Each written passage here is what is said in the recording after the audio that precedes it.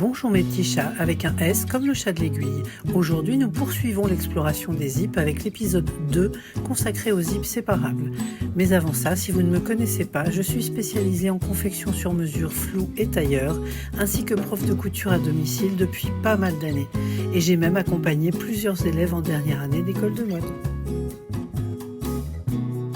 Et au fait mes petits chats, restez bien jusqu'à la fin de la vidéo, j'ai un petit cadeau pour vous.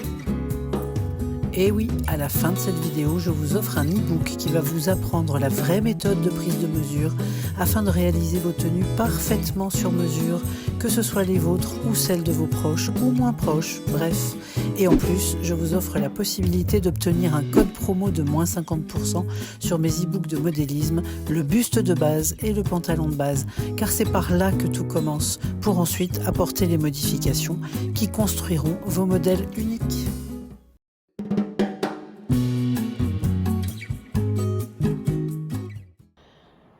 Alors pour ce deuxième exemple, on va aborder le zip anorak. Vous voyez que le zip anorak, c'est un zip séparable avec ici ce qu'on appelle le boîtier qui permet de séparer les deux parties du zip, parce que forcément un anorak, un blouson, une veste, enfin ça se sépare, d'accord? Donc si vous devez poser un zip anorak, voire même remplacer un zip défectueux sur une veste, un blouson, eh bien vous avez besoin de subtilités un peu différentes de l'exemple précédent.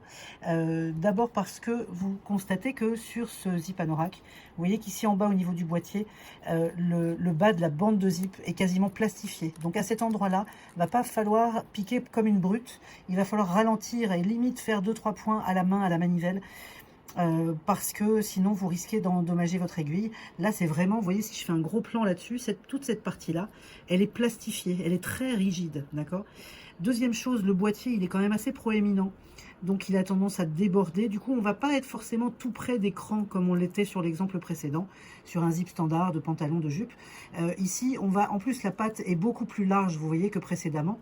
Et donc, ça veut dire que si je positionne mon pied à zip ici contre mes crans, j'ai un espace d'au moins 2 mm à droite. Donc, on va pouvoir s'écarter de 2 mm et notre nouveau repère, ça sera que l'arrière du pied de biche est contre l'écran, comme quand on a fait tout à l'heure la surpiqûre, d'accord? Donc là, nos repères vont un peu changer. Quand l'arrière de mon pied est contre l'écran, vous voyez que l'avant de mon pied est bien aligné au bord droit de mon tissu. Donc ça va être ça mon repère, ok?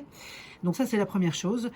Ensuite, je vous ai préparé un tissu qui ressemble peu ou prou à un anorak. C'est-à-dire que sur un anorak, vous allez avoir une première démarcation ici avec un raccord horizontal au niveau de la ceinture, d'accord? Il ne faut pas que ça soit décalé comme ça, ok? Il faut qu'au montage, nos deux raccords soient parfaitement alignés. Et parfois, on a même d'autres raccords tout au long de l'anorak. Alors, on peut avoir, par exemple, un empiècement en cuir ici et du tissu ici. On peut avoir une grosse surpiqûre parce qu'on a des poches sur les côtés. Peu importe la raison, mais il y a tout le temps des raccords horizontaux sur un anorak ou sur une veste.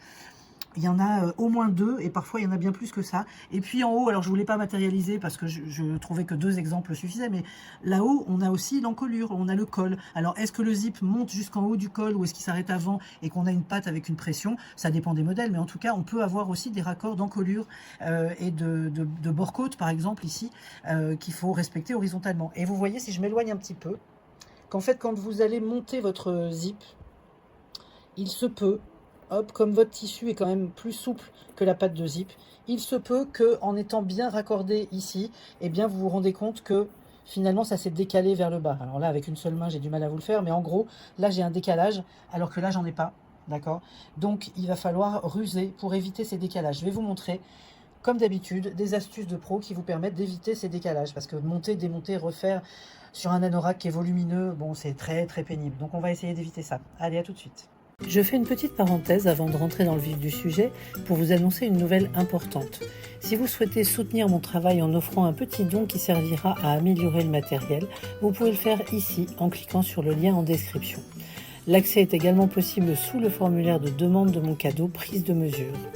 Et en vous connectant via PayPal, vous choisissez le montant, 1 €, 2 €, 3 € ou plus si vous le souhaitez.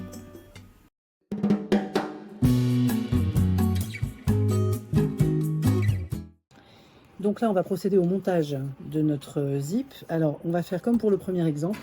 On va se présenter sur l'endroit et on va déterminer à quel endroit on va poser le zip. Donc vous voyez que là, on est sur l'endroit du tissu. On a l'endroit du zip qui doit se finir comme ceci, d'accord?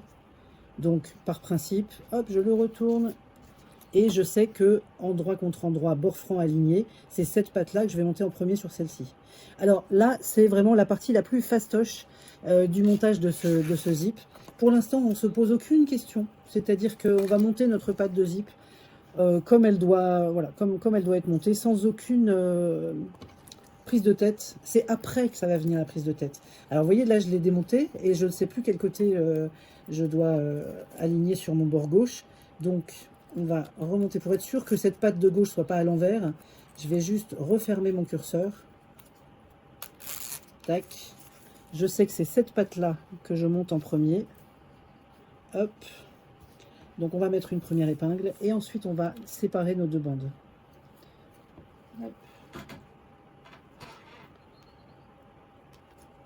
Voilà, là donc j'ai mis ma première épingle, du coup je peux enlever mon autre patte. Donc là on va bien préparer le montage de notre patte gauche du haut en bas. Alors c'est pas la peine de trop épingler, hein. Et je vais vous rappeler juste une subtilité qui va vous être bien utile dans ce cas de l'anorak avec des raccords horizontaux. C'est qu'en fait, par principe, quand on assemble deux tissus de nature différente, dont un qui est plus fluide que l'autre, qui risque de faire des plis, qui risque de se décaler, eh bien, celui qui est le plus fluide va systématiquement aller en dessous. Pourquoi? Parce que la griffe d'entraînement va l'entraîner au fur et à mesure et va éviter qu'il produise de l'embu. Si je monte mon zip, d'abord ça se fait pas, de monter un zip sur l'envers comme ça, avec le zip en dessous, ça se fait pas. Mais si jamais il me prenait l'idée saugrenue et farfelue de monter mon zip dans ce sens-là, comme la patte de zip, c'est du sergé, c'est très stable, c'est très rigide, je vais progresser ici au-dessus avec mon pied à zip, et qu'est-ce qui va se produire? Comme il est très souple celui-là, il va y avoir une vaguelette qui va se présenter, vous voyez qu'au bout d'un moment, hop, on a un embu là. Et plus l'embu va augmenter, plus on va avoir une vague importante sur la fin. Donc quand vous êtes face à ce cas de figure, eh bien, le tissu le plus souple va toujours en dessous pour que le mouvement des griffes d'entraînement l'absorbe et empêche que les vagues se créent. Ça, c'est la première chose. Donc là, pour l'instant, une petite répétition. Mes crans sont à gauche, donc je m'accroche à gauche. Voilà. On s'accroche donc à gauche. On vérifie, comme je viens de faire des coutures d'assemblage là pour vous créer des raccords horizontaux, que notre aiguille est bien au milieu, toujours, pour ne pas casser les aiguilles au passage. Et on va se positionner, donc comme je vous le disais à l'instant, on va se positionner avec l'arrière du pied contre l'écran du zip. Alors là, ce qui va se produire si je veux commencer à coudre avant le stop, c'est que ça va buter un petit peu. Vous allez voir que je vais encore vous montrer une subtilité. Donc là, on est d'accord que mes bords francs sont bien alignés à droite de l'avant de mon pied de biche. J'ai un écartement ici qui est un petit peu plus important, mais c'est pas gênant, c'est pas choquant du tout. Ici, j'ai la petite aspérité du stop supérieur qui va me gêner. Donc je vais devoir grimper dessus. Vous allez voir qu'on va faire ça tout doucement. Donc je fais, alors maintenant que mon aiguille est enfoncée, je peux enlever ma première épingle. Je fais un premier point.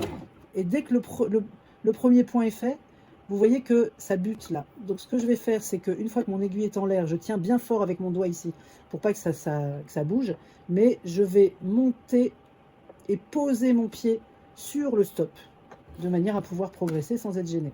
Et là, on est bon. Maintenant, je fais mon point d'arrêt. Si mon point d'arrêt m'amène à reculer en dehors de mon stop, eh bien, je vais refaire la même chose. C'est-à-dire que là, je vais grimper. Une fois que je suis placé sur mon stop qui me gêne, voilà, là je peux avancer, on est bon. Vous voyez que ici mes bords sont bien alignés à droite, là c'est l'arrière de mon pied qui est aligné contre l'écran, ce qui crée un petit espace de 3 mm à peu près. Mais sur ce genre de zip, on est dans le sportswear. Hein. En sportswear, on tolère tout à fait d'avoir des écartements supérieurs par rapport au zip. Hop, donc là on peut... Encore une fois, cette partie-là, c'est la plus fastoche. Il n'y a pas à se poser trop de questions. On avance. C'est après qu'on va se poser la question et des raccords et de tout un tas de trucs. Donc là, j'arrive sur la partie plastifiée, d'accord? Donc pour pas faire de dégâts, même si j'ai mis une aiguille suffisamment grosse, je vais quand même le terminer à la main parce que puis ça force un peu, vous voyez. Hop là. Alors, ouais, on a entendu le bruit, vous avez entendu ce bruit sourd. Bon, là ça passe parce que je suis déjà passé une fois, mais en général, quand on pique pour la première fois sur cette partie un peu rigide, un peu plastifiée, ça peut faire mal à votre aiguille. Surtout que là, on a juste une épaisseur de tissu assez lâche, assez souple, mais quand on est sur un anorak avec beaucoup d'épaisseur, si en plus le blouson est fait dans une matière déperlante très épaisse, voire un cuir, enfin bon, vous voyez le truc. Donc vous rajoutez à ça une partie qui est plastifiée, votre aiguille, elle ne va pas aimer, même si vous mettez une aiguille cuir, elle risque de ne pas vraiment apprécier l'aventure. Donc il vaut mieux y aller mollo, d'accord? Donc, fil de fin, fil de début, hop. Et maintenant, c'est là que les soucis vont commencer. Enfin, les soucis. Quand on ne sait pas faire, c'est des soucis. Mais vous allez voir qu'après ça, vous saurez faire et vous n'aurez plus de soucis. Donc, je referme mon zip. Donc, je me mets dans le bon sens. Tac. Et je ferme. OK ?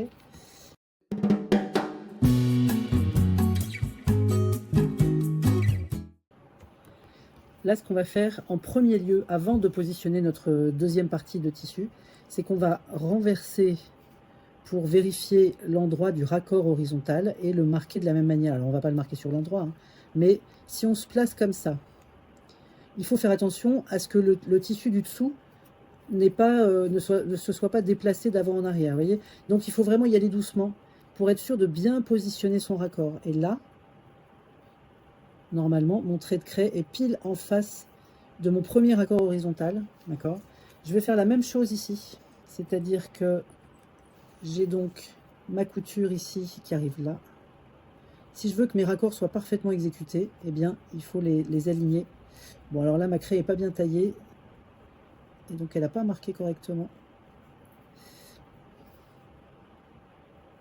Voilà. Et maintenant, je vais pouvoir positionner mon deuxième tissu de manière à faire coïncider mes raccords. C'est-à-dire que là, je vais placer mon premier repère juste en face ici. D'accord ?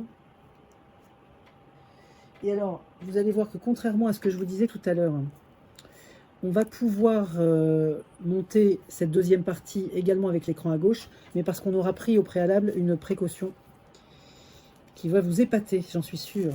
Regardez, donc je fais coïncider mes raccords. Ici, je place mon raccord bien sur la couture. Tac. Je l'épingle. Je vérifie. Alors là, je trouve que j'ai un petit décalage sur celui-là. Celui-ci est bon. Vous voyez qu'on a une belle horizontale là. A priori, il n'y a pas de souci. Il vaut mieux le vérifier plusieurs fois parce que une fois que c'est assemblé, bah après vous êtes dans la mouise. Hein, si vraiment c'est pas beau, si vraiment on n'est pas nickel, bah faut tout démonter. Voilà, là on est bien. Là on a un raccord horizontal qui est nickel. Et ici, oui, là on est pas mal. On est vraiment bien là. Ok.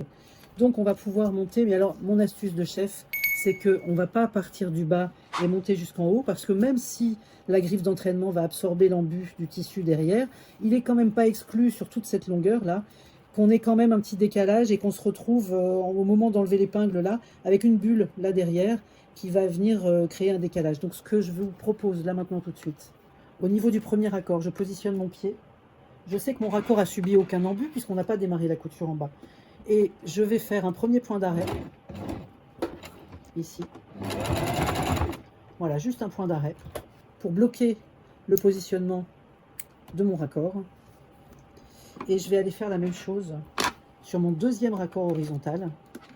Donc je fais ça autant de fois que j'ai de raccords. Ok ? Des raccords de poche, des raccords d'empiècement, peu importe le type de raccord, je vais faire ça autant de fois que nécessaire pour bloquer la position de mes raccords. Ce qui fait que même si j'ai un léger embut, mon raccord, lui, il est bon. qu'il n'y a rien de pire que d'avoir un décalage visuel quand vous regardez. Alors après, vous allez me dire, il n'y a que vous qui voyez ça, personne ne s'en rend compte. Bah, peut-être, mais moi ça me gêne. Et je suis persuadée qu'il y a des clients qui le verraient et me demanderaient de tout refaire si vraiment il y avait un raccord moche. Donc autant faire bien les choses, ça fait plaisir à tout le monde. Voilà. Donc maintenant que mes raccords sont fixés, je peux reprendre la couture intégrale de ma deuxième patte de zip. Ici en bas, pareil, hein, là je ne l'ai pas fait, mais en bas c'est pareil, il y a un raccord horizontal. Si là j'ai 1 mm qui dépasse, eh ben, il me faut le même millimètre de l'autre côté. Il faut que ça dépasse de la même manière. Sinon mon raccord de ceinture de blouson par exemple ne sera pas bon. Hop. Alors là on est sur la partie qui est plastifiée, donc j'y vais tout doucement. Je fais mes premiers points à la mano. Je vais même faire la marche arrière à la main parce que le premier point qui est tout en bas, je ne l'avais pas fait. Tac, voilà. Et là, maintenant qu'ils sont percés, je peux replanter dedans. J'ai plus de soucis. Mais vous entendez hein, le bruit caractéristique. Voilà. Donc là, maintenant, comme je prends appui sur mon premier accord, je vois bien que mon tissu en dessous, alors je peux le décaler avec le doigt. Vous voyez s'il s'est déplacé. Mon doigt ici peut venir le remettre en position. Hein. Hop. Et donc là, je vais pouvoir monter la deuxième partie. Tac. Jusqu'en haut. Alors ici, je vais défaire je vais descendre mon curseur pour pouvoir passer. Alors vous voyez qu'on est légèrement comme on est légèrement décalé d'écran, on n'a plus besoin de la fourchette à escargot puisqu'on peut passer plus facilement le curseur. Et là maintenant, on peut y aller. On a donc notre deuxième raccord qui est ici. Donc entre les deux, eh ben, je tends légèrement pour que mon tissu ne fasse pas de vagues. Je l'accompagne avec la main gauche. D'accord. S'il faut, je tire voyez, légèrement ici pour gérer le positionnement de mon tissu. J'ai dit la positionnement non. Le positionnement de mon tissu. Et quand j'arrive ici, zéro vague, tout va bien, j'arrive sur mon raccord, je monte jusque là, tac, point d'arrêt, et on est bon. Hop, point mort, je lève, je tire, je coupe, fil de fin, fil de début. Et ben voilà, ça c'est fait. Alors, on va vérifier, des fois qu'on ait fait une grosse boulette, on va vérifier. Hop. Tous les nickels, regardez-moi ça. C'est pas beau ça? Hop, voilà. Alors maintenant, on va faire notre surpiqûre de part et d'autre. D'accord? Il n'y a pas ici, toi. Hop. Donc, comme on n'a pas envie de déplacer son pied à zip, eh ben, on va faire la surpiqûre avec l'écran à gauche à chaque fois. Là, pour le coup, vous voyez, sur un anorak, on n'a pas les mêmes contraintes. Hop, donc je vais faire ma surpiqûre ici. Alors comme je vous le disais tout à l'heure au sujet de l'encoche ouverte, là mon fil est resté au-dessus de mon pied de biche. On aime bien quand même qu'il soit en dessous, c'est quand même plus sûr. Donc je plante mon aiguille, je lève mon pied, je repasse mon fil en dessous et quand je descends mon pied, le fil est bien coincé par le pied de biche. Et là maintenant, alors normalement j'ai repassé hein, en principe, dès que je pique quelque chose, je repasse pour bien stabiliser, pour que ça soit bien propre. Voilà, comme c'est vraiment juste pour l'exemple. Alors vous voyez que pour cette surpiqûre, l'arrière de mon pied ici est bien calé contre le rebord replié de mon tissu. On n'est plus tout près d'écran, ça sert à rien parce que sinon on va piquer beaucoup trop près. D'accord? Donc si on veut un écartement correct, notre repère visuel c'est l'alignement de l'arrière du pied contre le bord gauche du tissu qui vient d'être cousu. Et c'est ce repère que je vais suivre tout au long. Alors, vous voyez là le tissu, tiens ça illustre bien l'exemple que je vous donnais tout à l'heure. Le tissu est sur le dessus, comme il est souple, et ben, tout de suite il commence à créer des vagues là. Il va m'embêter jusqu'au bout. Donc en fait ce qu'on fait dans ces cas-là, c'est que, alors on peut de temps en temps lever son pied pour absorber l'embu ou le passer en dessous. On peut aussi tendre sur la gauche, comme ça, enfin sur la gauche et droite, de manière à ce qu'il arrête de faire des vagues. Bon, le jour où vous trouvez un anorak fabriqué dans un rideau en lin, vous m'appelez. Hein. Ça risque peu d'arriver quand même. Hop.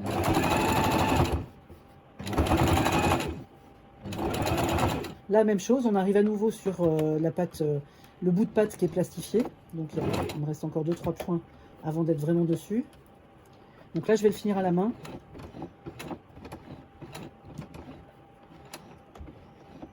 Hop, faut vraiment être sûr de ne pas abîmer mon aiguille. Vous avez un zip anorak qui est cousu avec des beaux raccords horizontaux. Voilà, ça demande encore une fois un petit coup de fer, mais au moins vous avez le zip anorak qui est monté. Okay, alors, je ne vous ai pas parlé de la finition du haut de la pâte ici. Ce qu'on aime bien faire en règle générale, je vais peut-être vous le faire du côté qui n'a pas été surpiqué, c'est que, en principe, quand on monte le haut de la pâte, si cette partie-là n'est pas prise dans l'encolure, dans la partie bord-côte par exemple d'un blouson, et bien dans ce cas-là, on la rebique comme ceci, vers l'extérieur du tissu. On fait un petit repli comme ça, ce qui fait que, alors je vais vous le faire comme ça, je vais bien vous montrer comment ça, quel effet ça donne. Hop.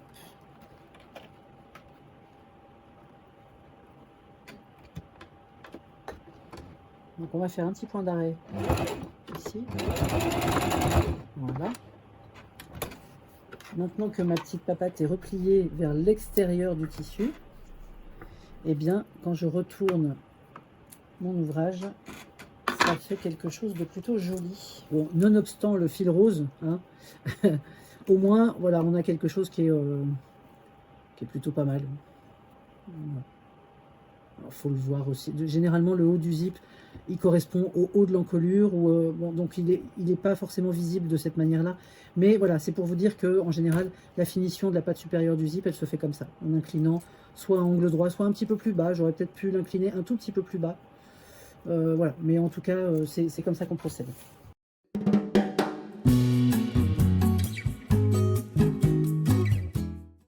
Et voilà mes petits chats, j'espère que vous aurez appris quelque chose. N'hésitez pas à vous abonner, à liker, à commenter et même à partager si vous le souhaitez. À bientôt. Bien sûr, en description, mon petit cadeau, ainsi que des liens très instructifs.